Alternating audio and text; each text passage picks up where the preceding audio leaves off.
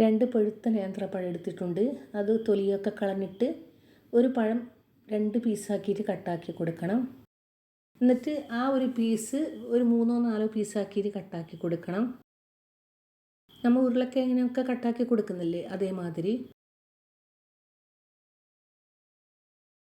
അത് ഇതുപോലെ നീളത്തിൽ ചെറിയ ചെറിയ പീസാക്കിയിട്ട് ഒരു 4-5 കട്ടാക്കി കൊടുക്കണം.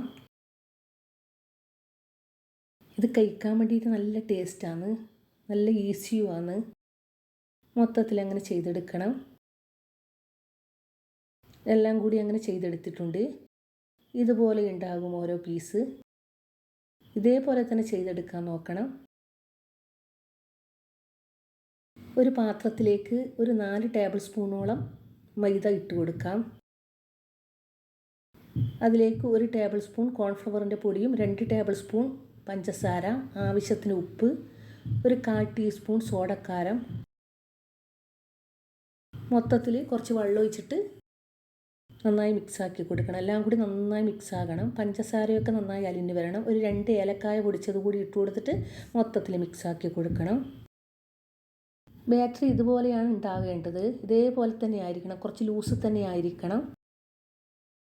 ഇനി ഇതിൽ നിന്ന് കുറേശ്ശെ പഴം എടുത്തിട്ട് അതിലേക്ക് ഇട്ട് കൊടുക്കാം. നല്ല മുങ്ങത്തക്ക വിധം ഇട്ട് കൊടുക്കണം.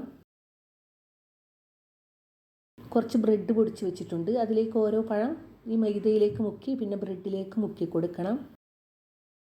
ബാക്കിയുള്ളത് ഇതുപോലെ തന്നെ ചെയ്തെടുക്കണം. ആദ്യം ഒരു പഴം മൈദയിലേക്ക് മുക്കി പിന്നെ ബ്രെഡിലേക്ക് മുക്കിയിട്ട് എടുക്കണം. മൊത്തത്തിൽ അങ്ങനെ ചെയ്തെടുത്തിട്ടുണ്ട്. എണ്ണ നന്നായി ചൂടായി വന്നാൽ മീഡിയം ഫ്ലെയിമിലേക്ക് ആക്കി കൊടുക്കണം. ലോ ഫ്ലെയിമിലോ ഹൈ ഫ്ലെയിമിലോ വേണ്ട. എന്നിട്ട് തിരിച്ചും മറിച്ചു വിട്ടിട്ട് ലൈറ്റ് ബ്രൗൺ നിറമായി നമുക്ക് എടുത്ത് മാറ്റാം. നല്ല ടേസ്റ്റാണ് ഇത് കഴിക്കാൻ വേണ്ടിയിട്ട്. ഇത് ഉണ്ടാക്കാത്തവരാണെങ്കിൽ ഒന്ന് ഉണ്ടാക്കി നോക്കണം. കുട്ടികൾക്ക് ഈ നോമ്പ് കാലത്ത് നന്നായി ഇഷ്ടപ്പെടും, വലിയവർക്കും ഇഷ്ടപ്പെടും. മീഡിയം ഫ്ലെയിമിൽ ഇട്ടിട്ട് നന്നായി ഫ്രൈ ആക്കി എടുക്കണം. തിരിച്ചും മറിച്ചു വിട്ടിട്ട് ഫ്രൈ ആക്കി എടുക്കണം. നിങ്ങൾക്ക് ഈ വീഡിയോ ഇഷ്ടപ്പെടുകയാണെങ്കിൽ മാത്രം ഒന്ന് സബ്സ്ക്രൈബ് ചെയ്യാൻ മറക്കല്ലേ. ട്രൈ ചെയ്യാത്തവരാണെങ്കിൽ ഇങ്ങനെയൊന്ന് ട്രൈ ചെയ്ത് നോക്കണേ. ഇത്രയും മതി. ഇനി നമുക്ക് എടുത്തു മാറ്റാം. ഈ സ്നാക്സ് ഒരു തുള്ളി എണ്ണ കുടിക്കില്ല, അതേപോലെ തന്നെ എണ്ണ ഉണ്ടാകും. നല്ല ടേസ്റ്റുമാണ് കഴിക്കാൻ വേണ്ടിയിട്ട്. പഴം പൊരിയൊന്നുമല്ല, വേറെ എന്നൊരു ടേസ്റ്റാണ്. ബനാന ഫിംഗർ എന്നാണ് ഇതിൻ്റെ പേര്.